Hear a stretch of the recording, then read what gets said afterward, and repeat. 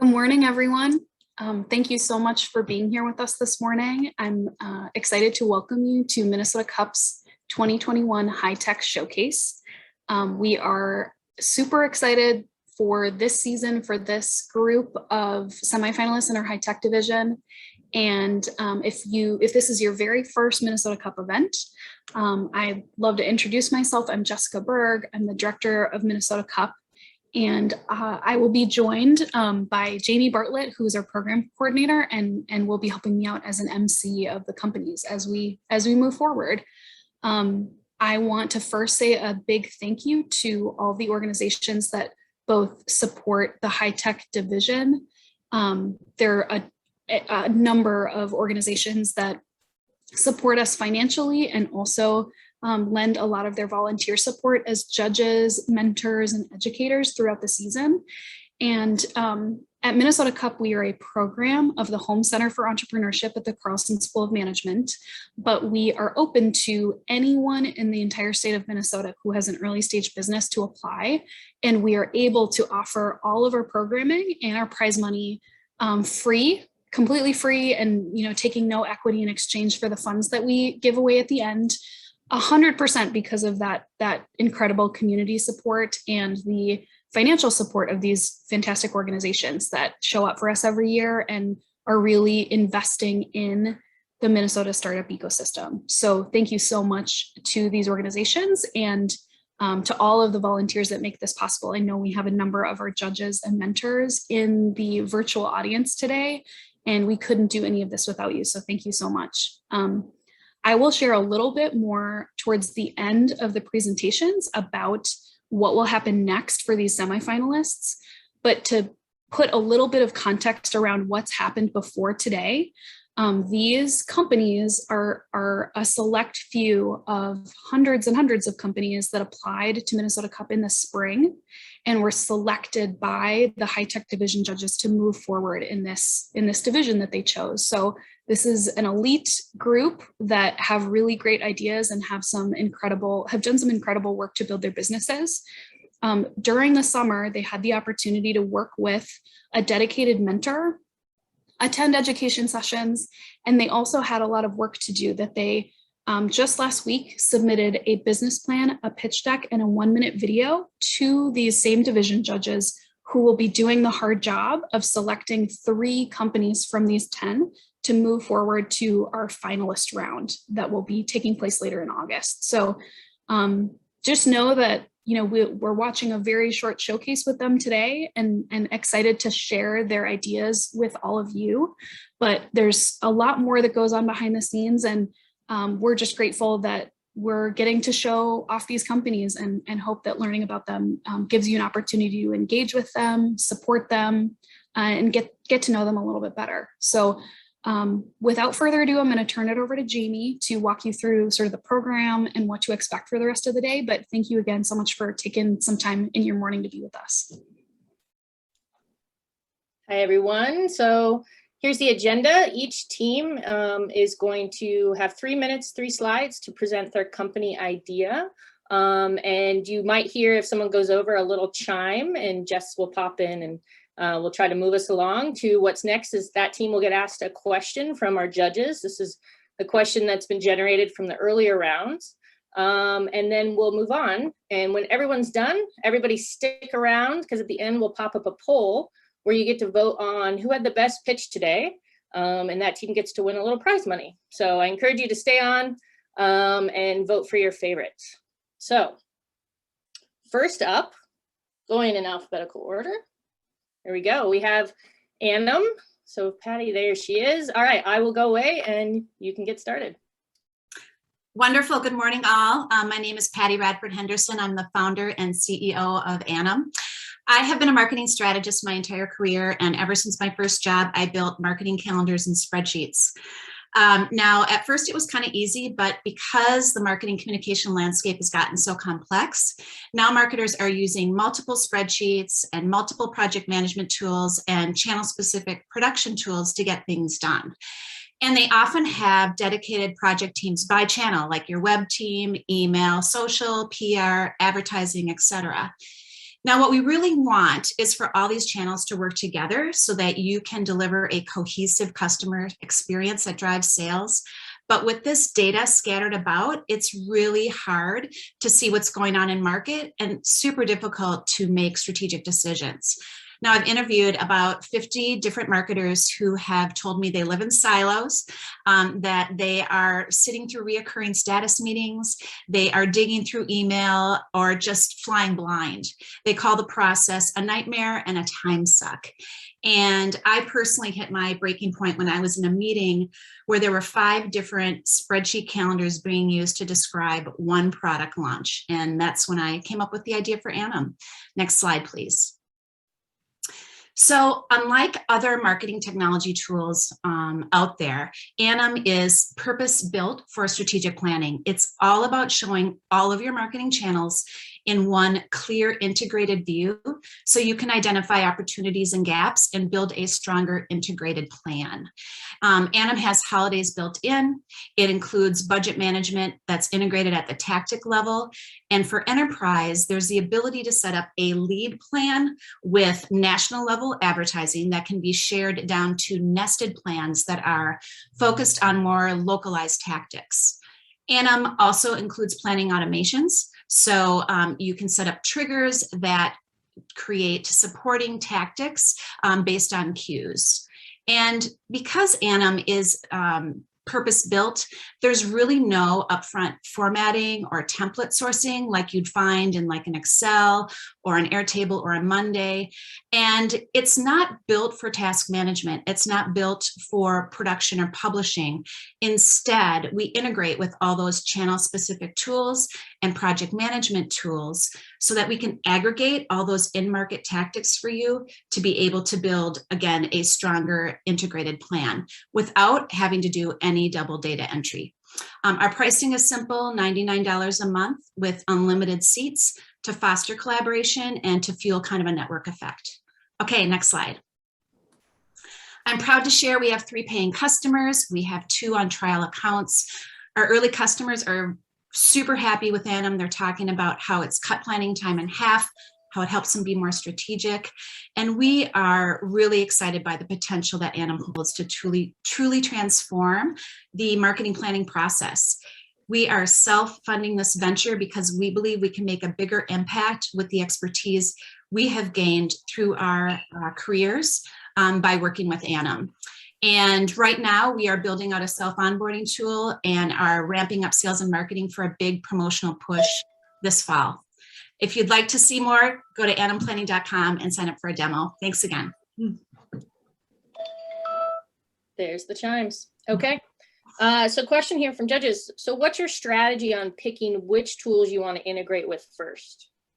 Wonderful. I have gotten requests from early customers and they all align with the tracking that have been doing with the top tools in the market. So we've got like HubSpot, Asana, Trello, MailChimp, kind of the usual ones you hear people talk about. So it'll be a customer request kind of crossed with what we know is popular in the marketplace.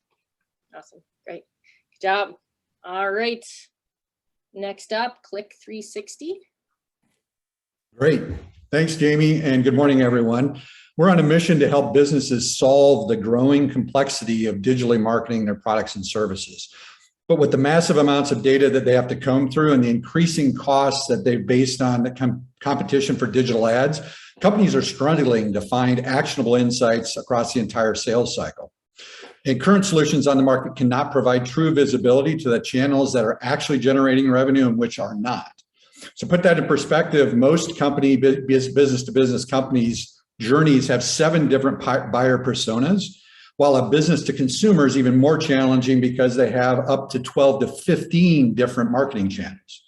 And with the growth in online selling fueled by COVID, businesses are being forced to reach new customers online. And on top of that, consumer privacy issues, including iOS 14 privacy updates and removal of third-party tracking cookies, the old ways of targeting customers are soon or will be completely ineffective. This leaves marketers with lots of decisions having to be based on information with an incomplete picture. And they're spending a ton of money, $3.6 billion, which is somewhere between 7 and 15% of their total revenue projected to be in 2020. Next slide, please. So Click 360 solves this by harnessing AI and deep learning to help businesses identify end-to-end customer journeys to optimize revenue at scale. We do this in three powerful ways. First, we capture all behavior in clipstream data first party from their website. Second, we go and connect that behavior to the source of revenue, typically their CRM or their e-commerce platform, for the entire customer journey. And then using deep learning, the Click 360 platform segments behaviors by those behaving similarly, and by extension, those creating revenue. This gives marketers the information they need to optimize the channels and initiatives that generate revenue-generating behaviors. But more than that, we also help them where we can help them reduce spend, in some cases up to 75%, and retargeting that remaining budget to campaigns that are generating the best return on ad spend. Next slide, please. So to recap, the customer funnels that are not one size that fits all. Quick 360 automatically identifies at scale the behaviors customers are creating in the general funnel for each segment and allowing to target and focus improvements to marketing in daily or even faster when needed.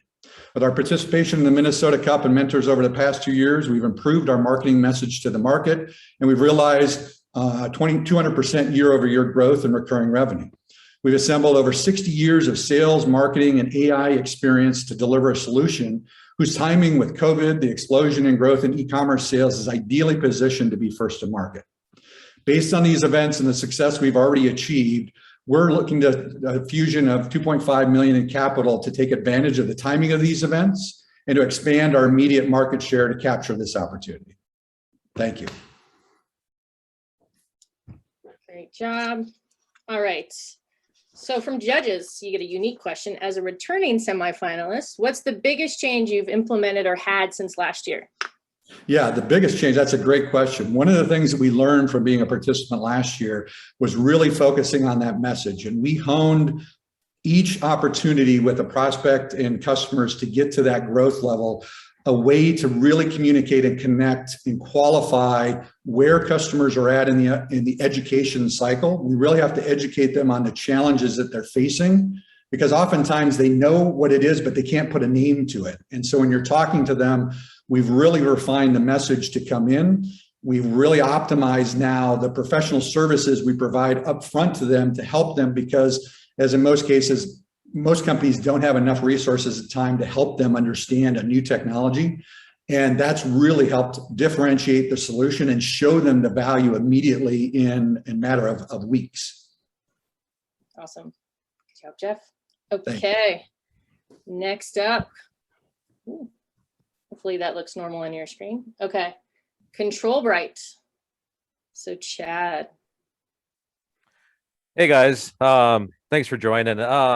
So who are we? We're completely reinventing remote access and IoT connectivity for control platforms. And that sounds really niche, but in fact, nearly every commercial building in the US has some kind of control system, whether it's lighting controls, HVAC controls, building management systems, security controls. And as new buildings are put up every year, it's becoming even more control systems getting installed into those facilities.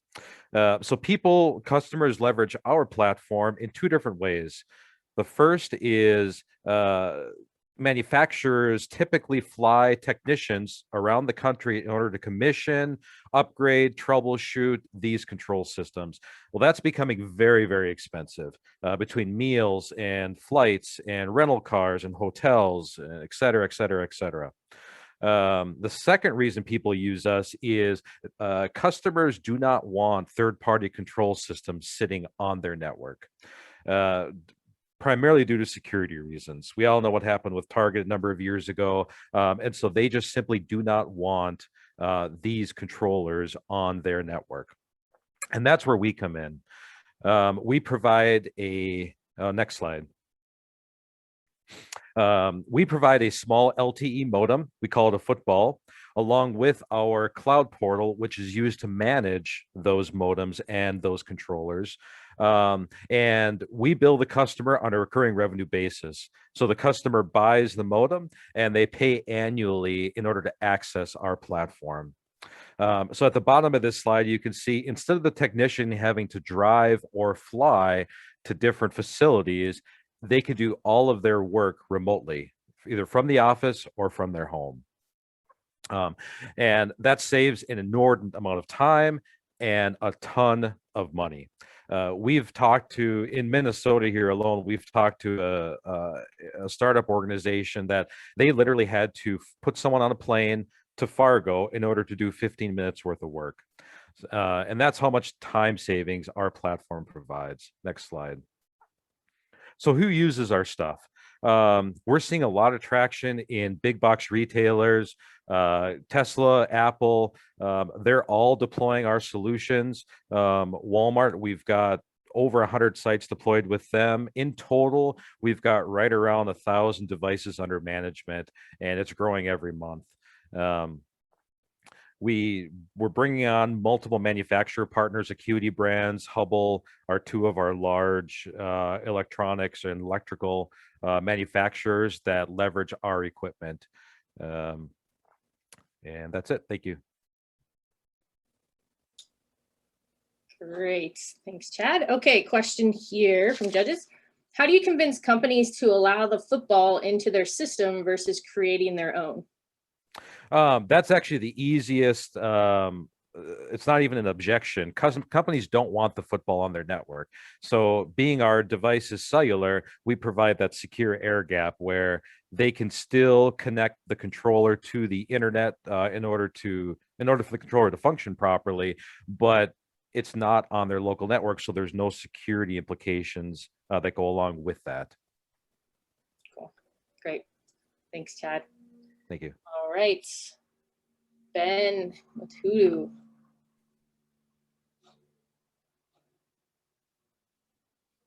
Hey there, everybody. Got the audio working, got the video going. There All we go. right, here we go. My name is Ben Clark. I am founder of Hoodoo. That is an app that finds the right job for you. So over the last 20 years, I've been in the staffing and recruiting business. And for that entire 10-year, job boards have really been the gold standard. Career Builder came online in 1995 and Indeed in 2004. And it's a big business. Last 2019, it was gross revenue of 11.5 billion and projected by Forbes to be upwards of 43 billion by 2027. So a lot of opportunity there, a lot of money being made. But that said, job seekers and hiring managers are overwhelmingly dissatisfied with the engagement and deliverables, us as an agency included. And that's why we set off to build a new technology. And the reason being is that technology has really failed to innovate and keep up with the current needs and expectations of hiring managers and job seekers. Change, please. So we believe that with a disruptive, innovative technology, we can deliver a much better user experience that's consistent with most of the apps that are successful today. In the job space, that would be a hyper customized experience that speaks directly to your needs, wants, and abilities. For the hiring manager, that would be improving time to fill, cost savings, and of course, trying to drive equal opportunity and inclusion outcomes. Next slide, please. So here's how Hoodoo works. For the job seeker, it's a completely mobile experience. They enroll much like they would with a dating app. We find out their preferences, meaning commute, compensation, industry, salary, all of those things up front, and then they identify what professional vertical they're in, and we do an assessment of their general skills, job skills, and the technologies and certifications that support that, and then only tee up those particular jobs and send to their mobile device for review, the ones that meets those criteria. For hiring managers, we're a pre-screening tool that hyper accelerates getting to that short list of qualified candidates, because we're working off of very specific skills and abilities to shortlist that candidate pool. How we drive diversity and inclusion is that the profiles that are sent to the hiring managers are sanitized of any and all identity indicators, meaning no names, no photos, no indicators that could potentially bias them in a positive or negative way to advance them through this short listing of the most qualified candidates. And so that is Hoodoo in a nutshell. Great job. I feel like I should make a joke about finding a new job here, but that might be awkward. Okay. So question from judges, essentially a target market question. What jobs or industries, if any, do you think the app will serve best? Yeah, so great. Currently, it is very heavily skills based. And so we're featuring marketing jobs, IT jobs, engineering jobs, manufacturing, and architectural design. Accounting and finance to come soon, but there is a humongous opportunity in, I would say, maybe some of the more unskilled labor markets where they're really struggling to find talent. That would be like food services, light industrial, maybe even construction, which I guess you could argue isn't not a skilled set. I can't, hang a picture on a wall. So I feel like that's a pretty high skill set. So that is really where we're starting. And it is probably millennials and Gen Z as our target audience, not senior managers, VP, C-suite. This is kind of very much a skills-based assessment. So somebody in their 2 to 15-year career trajectory. Awesome. Great. Yeah. Good job. All right, next up, IntelliU. Thank you. Oh, there you are. Okay, I'll go away. All right. Hello, everyone. My name is Shafan Mai. I'm the CEO and co-founder of IntelliU. So IntelliU is a B2B enterprise software company helping the medtech industry reduce product risks. Not many people know in the past 13 years, there have been 1.7 million injuries and 83,000 deaths reported to FDA. And one of the leading causes of these recalls are software failures because digital components are getting really common in the devices, making the system design even more complicated. There are usually 1,000 lines of design inputs that there's no way that human brain can process that data accurately and thoroughly. To make the situation even worse, the design teams for hardware and software are usually separated, making the communication a challenge. According to IBM research, a company would cost them $10,000 to fix one single defect in the production phase. So it's a big issue for the patients, it's a big problem for the business. There are over 38,500 medtech companies in the world. And good news is the top 15 take 62% of the total revenue. So if we can help those 15 companies, we have a chance to help more than half the patient population to make sure that they have a peace of mind using those devices. Next slide, please. So to address those issues, IntelliU has developed a solution that actually automates that most important step in the design, which is requirement analysis, by using our proprietary algorithm and AI technology in processing the data. So the digital platform will lead the users through 4 major steps. First, the users will upload all their design inputs data from various sources, and our AI model will start learning and processing those data and build a digital knowledge base. With a few clicks, the user will start running analysis, and they will be provided a list of design variables they can choose from to run comprehensive design and test stories. The benefits are huge. So for one single device, a 20-people team, design team, you can save more than $500,000 in fixing the defects. You will speed up the time to market by 2.5 months. But last but not the least, you're actually returning your expert employees' knowledge, and you're shortening the learning curve of new developers, freeing them to do work on the next new product and features. Next slide, please. We got a very strong team. Our CTO has over 20 years of experience in medtech product design testing. I have over 15 years experience in B2B strategy, product marketing, and business development. And our advisors came from a diverse background, like venture capital, Medtronic, and Oracle.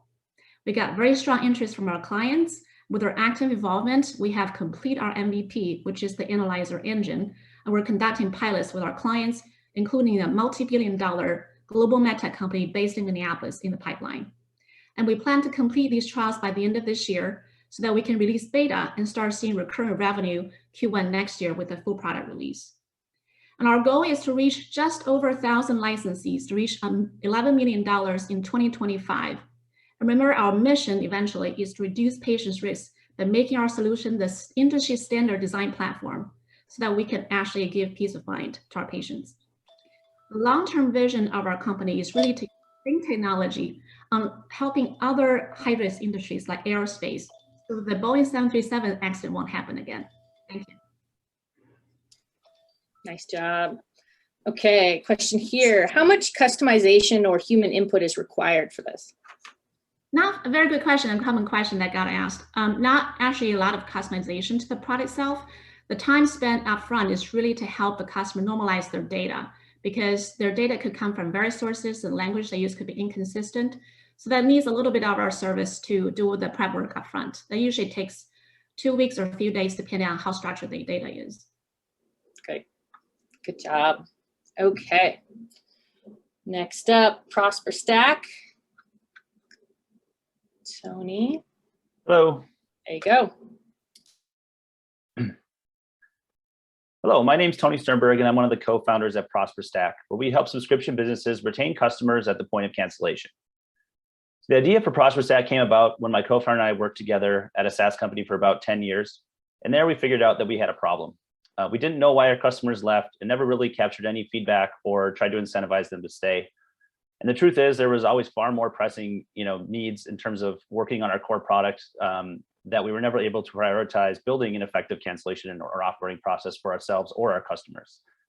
So we figured there was a better way to do this and a way to help other companies just like us. So ProsperStack is an embedded solution that goes right in our client's application and becomes really an instant automated retention department for any organization. It works by capturing feedback, presenting offers and incentives for customers to stay based on the feedback given or segments that they're a part of. And we also help them maximize ROI by learning from different analytics and running A/B tests to find out which strategies are most effective. Next slide, please. So the question is, how effective are strategies like this? We tend to try to target high volume subscription businesses as an ideal customer, ones that have high churn counts and moderate price points where really automation is needed when it comes to retention. We found that we can help our customers reduce churn up to 30% and have helped our clients to date retain over 800 subscribers and $21,000 of MRR. I've highlighted a couple of use cases here that I'd go through quickly. With one client, we engaged with a 90-day pilot. They're a very high volume churn subscription company. And during that 90-day pilot, we were actually able to recover over $19,000 in revenue for them and provide over a 9x return on investment. With the second client that we've piloted with and worked with, they actually started kind of from nothing and went to a system like ProsperStack.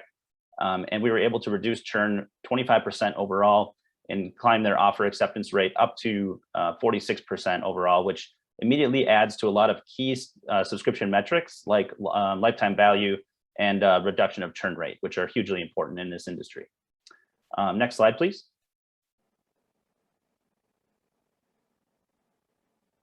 There we go. So, why enter this market? We're really excited about this market for a few different reasons. Number one, the focus has shifted a lot from acquisition to retention. When I started in SaaS and subscription businesses over 10 years ago, customer success wasn't a term that you saw come around very often or a role that you had seen in many organizations. But nowadays, it's really a core part of any organization and specifically the retention plan. We've also learned that retention is cheaper. It's 5 times cheaper to retain customers than acquire new ones. And a lot of that has to do with the rising cost of CAC and acquisition costs. In fact, they're up over 60% in the last 5 years alone. And that's due to a rise in competition and a lot of other things that have come up. Second reason is the maturity of various billing platforms out there right now. So ProsperStack integrates with Stripe and Chargebee, and they're now mature and enable things like automation and help us build on their APIs, which are the way that we want to do that. Also, the market is huge. We're going after SaaS right now, but also want to go after Box and digital. And thank you for your time, and check us out at prosperstack.com. Good, great job, Tony. Sorry to cut you off there. That's all right. Yeah. Thank you. Sorry, I lost you on the click slide, so that was probably my fault. Okay, no problem. Okay, question here from judges. They were wondering, who's the real competition? What do you really have that they don't? Sure. Yeah. So there are a few competitors in this space, a couple that have raised some money. Really, our differentiator is that it was the approach on the billing platforms itself. So we looked at their APIs as a way to not only automate this process and build it how we envision the product, but also it helps with things like setup and integration. It's really simple. It's less than an hour's of work to actually plug our solution in. After that, we can automatically apply things like coupons or other revenue saving incentives that their end users and customers accept. And then it allows us to track the effectiveness as well. So we can always have our ROI kind of front and center to our customers. Great. Thank you.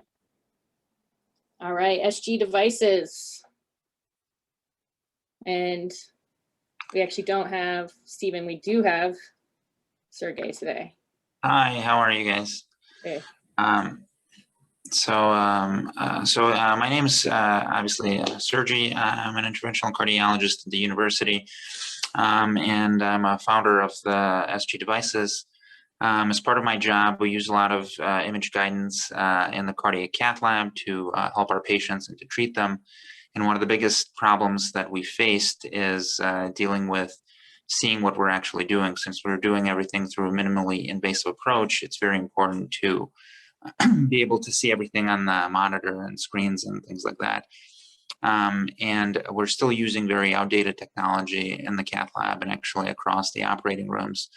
And we wanted to modernize that a little bit by coming up with a dedicated medical augmented reality headset that sort of does everything in terms of providing you a full solution to seeing any sort of imaging that you need to see, but as well as doing real-time imaging, so you can do real-time image guidance for procedures. So we built an MVP, we tested it in a clinical trial, did a 50-patient trial almost a year back, which was supposed to be for safety and feasibility, which it certainly showed that, but it also showed that we can cut down on procedure times, radiation times, and contrast use in the cath lab. Next slide, please. So right now, we've filed for IP, both in the US and abroad, and we've completed our first-in-man 50-patient trial, which is the only, I guess, small to medium-sized trial for such a device. Now we're trying to get a little bit of funding so that we can move forward from our MVP to a commercialized headset. And that's going to be done within the next 20 weeks. We've assembled a team to build that, hired a CTO who has a lot of experience in developing augmented reality headsets, but also a lot of experience in wireless connectivity and engineering. We're raising right now funds from the NIH and NSF with small business innovation grants to sort of fund this project. Next slide. And so there's definitely substantial market opportunity as image guidance, magnification, radiation safety are becoming big issues in the medical market, in the healthcare industry. We have established strategic partnerships to help us get there. We have a distribution network built in through another medical device company here in the Twin Cities called Egg Medical. And we have exclusive partnerships with waveguide and optical engine suppliers internationally with Coretronics and Dispelix that are going to help us sort of get around the crunch of the microchips that right now exists. And right now the market really has no competition. I mean, there's lots of people, I think, trying to get into the market and trying to push an augmented reality headset somewhere in there, but they just don't know where it's going to fit.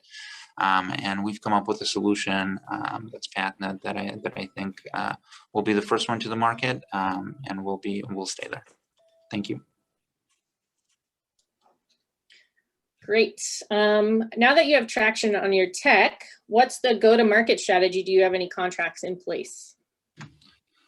So we've tested it with, like I said, in a trial, and as well as at the University of Minnesota with end users. And so the technology is very easily adoptable and people really like it, and a lot of feedback on it. Right now, we want to make sure that we come out with a solid product that's commercially ready beyond our MVP, which is mostly 3D printed at this point. So that's gonna be our next step. And we have already like I said, a partnership through Egg Medical, and they're already starting to supply hospitals nationally, internationally with their equipment, and our product is going to be built into their equipment once the second generation is ready. Okay, great. Thank you. All right. Next up, Sherpa. Chris. All right. There we go. As Jamie noted, I'm Chris, and I'm the co-founder here at Sherpa. So here at Sherpa.com, we're a travel platform, and we're all about making it fun and easy to share and discover adventures in your community. We provide creators with the best place to build full experiences that allow travelers to follow along and explore like a local. We started here in southern Minnesota, and thanks to support from Explore Minnesota and others, we were able to grow throughout the state quickly. To date, we're partnering with over 50 communities while also expanding into the surrounding states as well. As you can see from the logos, we're working with communities of all different sizes, from small communities like St. Joseph and Caledonia, all the way up to tourist destinations like Duluth, Brainerd, and Mall of America. So let's talk about the different sides of this multi-sided market. Next slide, please. So currently, we're focused on building that connection between creators and visitors bureaus. Paid collaborations with creators is a standard way that visitors bureaus are creating content for their communities. Unfortunately, coordinating these paid collaborations is extremely time consuming, both for the visitors bureaus and the creators. Sherpa is a platform that brings both parties together and streamlines that process, making it simple and enjoyable for everyone involved. For creators, in addition to the paid collaborations, we're providing a way for them to share full experiences with photos, descriptions, and structured content, allowing them to provide rich details about how they love to travel, but not requiring them to minimize their experiences down to a simple star rating or requiring them to create a really complicated process of setting up and even promoting a blog. For the visitors bureaus, in addition to the paid collaborations, we're also enabling them to invite their engaged community members to help share their perspectives, allowing for a more diverse set of voices to be able to highlight what makes their community amazing. And now we're taking all of that content and putting it together for hotels looking to improve their guests' experience by providing a digital concierge, a platform that allows them to answer that age-old question of what is there to do around here? Finally, for the traveler, Sherpa takes them beyond the review sites and the star ratings by providing that full experience to deliver a simple and approachable way to be able to explore somewhere new. So no matter which side of the market you find yourself on, we'd love for you to join us here at Sherpa. Next slide, please. So whether you're looking for the best platform to share your travel-based content, looking for more of that content to highlight your amazing community, or looking for the best way to be able to explore somewhere new, head over to Sherpa.com where you can discover more and join us as we help you to explore like a local. Thanks. Great job, Chris. Okay, from judges, what drives users back more and more to the site versus something they maybe use once or twice a year? Yeah, it's the local content side of it, right? So once or twice a year is something that's very familiar to the travel industry because usually it's that long distance travel and that's where a lot of the people are focusing. We're focusing on the local content, the stuff that's right outside your door. So it's stuff that you're going to be using to travel maybe monthly or even weekly because of the fact that you can do a day trip, you can do a weekend trip to be able to explore some of these new locations. And that's where we see the value of this is being able to bring them back to explore places around their local community. And then as we grow, it grows their ability to be able to explore further. Okay, good job. Thank you. Alrighty, Tuka, next up. Thank you, Jamie. Go for it.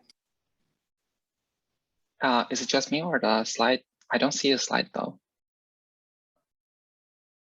Okay. Thank you, Jamie. Hello, everyone. My name is Pejman, and I am the founder of Tuka. Tuka started when I worked as a software engineer at a medical software company. We wanted to rewrite 500,000 lines of code in a low-level component of our product in a way that does not change its behavior. And it was painful to do that because every time we made a code change, another team had to test our software with thousands of test cases to make sure that we are not introducing bugs. Our testing process was so labor intensive that it took several days for us to gain confidence that a given code change works the way we intended. This made me thinking that there's got to be a better way. But as I dug deeper, I found that actually we were the lucky ones. In fact, the average testing cycle at enterprise companies is 23 days. And this is a real problem costing the world trillions of dollars every year. The truth is that the traditional process of testing software after its development is failing to meet the scale and the speed at which we can write code these days. And this is only going to get worse. So I started Tuka to fundamentally change how companies test software. Next slide, please. So Tuka is a continuous regression testing system. And that may sound complicated, but it's actually pretty simple. We help engineers write high-level tests that describe the behavior and performance of their software. When they make code changes, we run those tests and compare their description against that of a trusted version of their software. We then visualize the differences and report them back to software engineers so they can fix their mistakes early on and without involving test engineers. Now, we do all of this really fast to provide near real-time feedback to engineers to eliminate that long feedback cycle that I mentioned earlier. We had to solve really hard problems to make this work. And in the next few months, we are planning to go even further and seamlessly integrate our solution with code editors so that developers can see unintended side effects of their code changes as they are writing code. Next slide, please. So we have come a long way since our incorporation just a few months ago. We publicly launched Tuka in May, and our product is currently used by 4 engineering teams, testing a broad range of software applications from multiplayer augmented reality games to navigation systems of self-driving cars. We are also in conversation with 7 more engineering teams, and thanks to these conversations, we've shipped over 20 product improvements in the past 2 months. So check us out at tuka.io and help us reshape how companies test their software to save the world billions of dollars, $1 at a time. Thank you. Great job. Okay, question here from judges. How is your product different compared to the existing automation testing suites? Yeah, good question. So the main difference is that the existing automation test platforms, they just run the unit test that engineers write.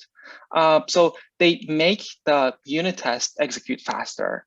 And their target users are essentially software test engineers, not the developers themselves. That's why there's the separation between the testing stage and the development stage. So we're just fundamentally changing that. We are targeting at the developers, and we are providing solutions for them to write tests that are just inherently more efficient to run. And we do the execution, of course, and reporting as well. I hope that answers the question. Sure. Yeah, good job. Thank you.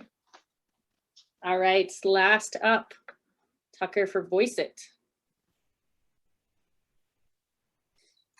All right, thank you, Jamie. I'm Tucker with Voice It Technologies, and what began in 2018 as a push into the B2B space with voice biometrics has turned into a full-fledged multimodal biometric product suite. And along with our strategic partner, the next phase in cybersecurity, which is cyber resiliency. Next slide, please. So we can break down what we do into 3 silos. With voice biometrics, we are able to provide a multi-engine identification and verification solution. This provides a first or second factor of authentication and can be used anywhere from a IVR phone system to an app on your phone or computer. With our API and SDKs, it's easy and fast to integrate and doesn't require any specialized hardware. With video biometrics, we provide an integrated multimodal and multi-engine identification and verification solution. This multi-factor authentication security is provided in a simple to use format that provides minimal friction to the end user by providing the face and voice biometrics all wrapped up into a 3 to 5 second video. Just as with our voice biometrics, the video biometrics is available with SDKs for Android, iOS, and web browsers. And just like voice biometrics, does not need any specialized hardware, making our market available just endless with anything that has either a microphone or a camera and a microphone available to use.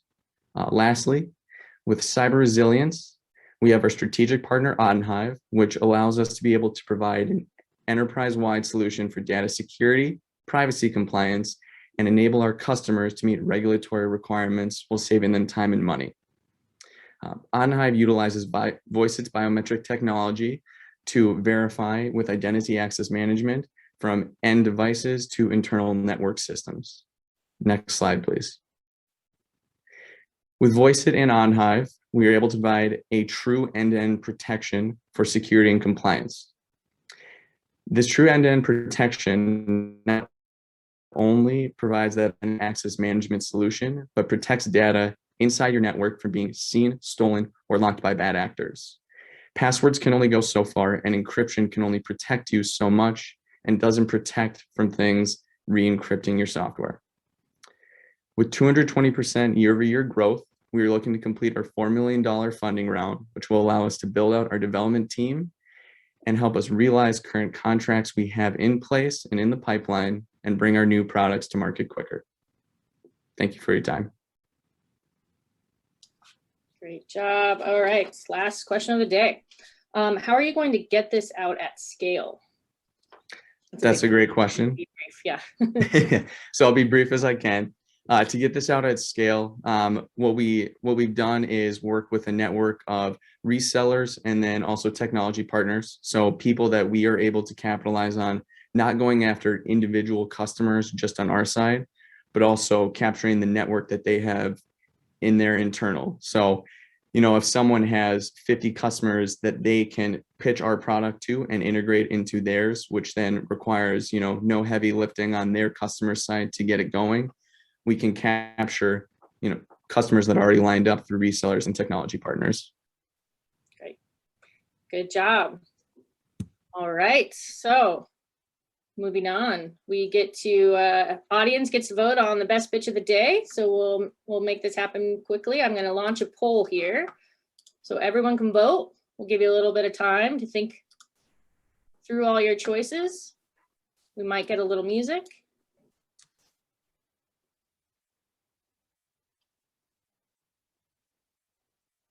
Maybe. Oh, you're on mute, Justin. There we go.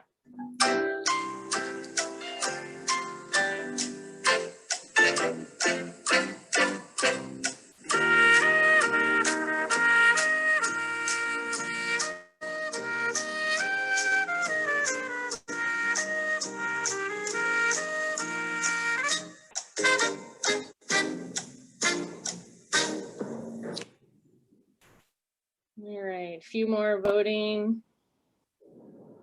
Yeah, maybe take the last next 10 seconds to get your vote in if you haven't voted already. It's a tight race. One vote can sometimes make a difference.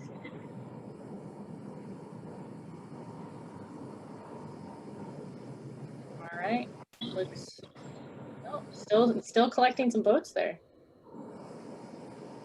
Like watching popcorn pop. It goes fast and then it slows down. All right, I'm gonna end the poll.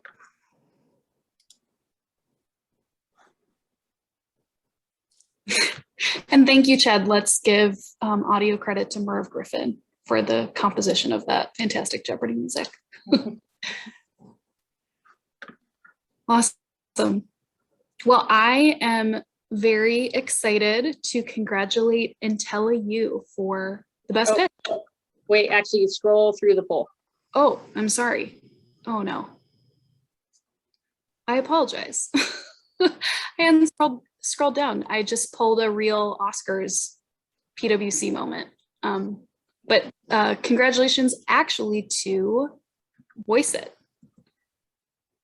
You are the winner of the Best Pitch Prize, and you will receive this additional $500 in supportive seed capital from this public audience when we award all the prize money at the end of our season. So congratulations again. It's always hard that in this webinar format that the public audience can't actually add their applause and cheers for you. So feel free to use the chat to congratulate and give props to any of these companies that you appreciated their pitches. You all did a really fantastic job. So I hope you all feel like winners, and it was very close in the polling. So great job. I just want to share a couple more next steps and remarks for what's happening for these finalists and our final award ceremony. So I mentioned this at the beginning, but we, all of these companies submitted some great, thorough pitch decks, business plans, and videos to our judges. Those are being evaluated right now. And very shortly, later next week, we will be able to announce who the top 3 companies in our high tech division are, as well as our other 8 divisions. Then those 3 companies will move forward to a third round in our process, and we'll present a live, longer format, sort of traditional investor pitch to our judges, where they can get into a lot more detail than they could today. Our judges can ask questions in the moment, And that will be how we officially determine the division winner for high tech and for our other divisions. So we're really excited to award that $25,000 prize to our high tech division winner. And then we're also really excited to share the celebration at the end of our season with all of you, when we'll be awarding our $50,000 grand prize to one of these 9 division winners. So please hold, save the date for the evening of Monday, September 20th. We are, monitoring the various pandemic changes and are hopeful that there'll be an opportunity to have both an in-person and a live stream option, but we'll see how it goes. It's different every day. So we're really excited though. We appreciate all of your support, and we are really proud of all of these companies and the founders that are making all of this cool new innovation happen in the state of Minnesota. So congratulations again. Thank you all for sharing part of your morning with us and learning about these great companies. And we look forward to hopefully seeing you or being together again in September. Have a great rest of your Wednesday, and see you soon.